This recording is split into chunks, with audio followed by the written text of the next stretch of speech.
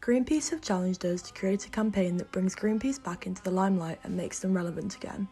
To do this, we have decided to create a campaign that targets some of the most difficult people to get on side: teenagers. More specifically, our aim is to get roadmen to care about climate change and do their bit to help with Greenpeace's mission of working towards a greener society.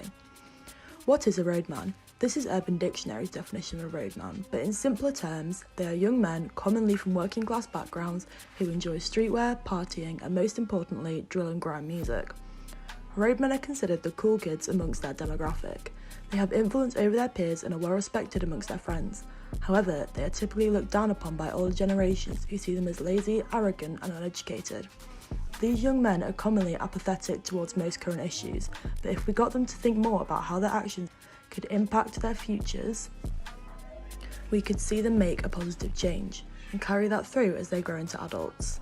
Climate change charities tend to advertise to a very specific clientele: middle-class millennials who already try to be as climate conscious as they can. In doing this, they are alienating younger people and less affluent socio-economic demographics. To target roadmen, we have chosen to launch the grime supergroup, the Zero Waste Men.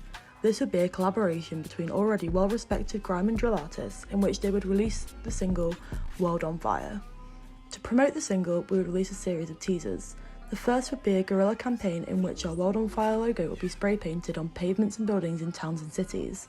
Next, we would launch a Zero Waste Men lineup. This graphic would be put on street talkers, ad shells in bus stops, and on the back of toilet doors in shops and pubs.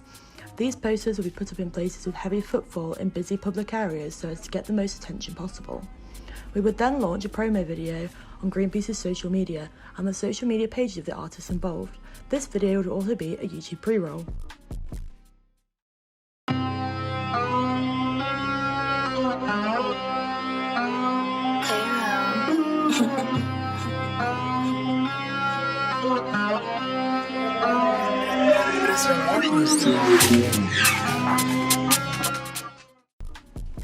The single will be launched on Earth Day 2022. To celebrate the launch of the single, there will be a show in London where the artists would all do sets and then perform World on Fire together. To get tickets, people would enter a prize draw through Greenpeace's social media. After the launch of the song, the artists would post videos to Greenpeace's YouTube channel explaining why they have chosen to be a part of the project and what the audience can do to help Greenpeace's cause. We hope that as a result of this campaign, Greenpeace would gain online traffic and become a viral sensation. Greenpeace would become talked about and then would widen their audience by targeting a different demographic than usual.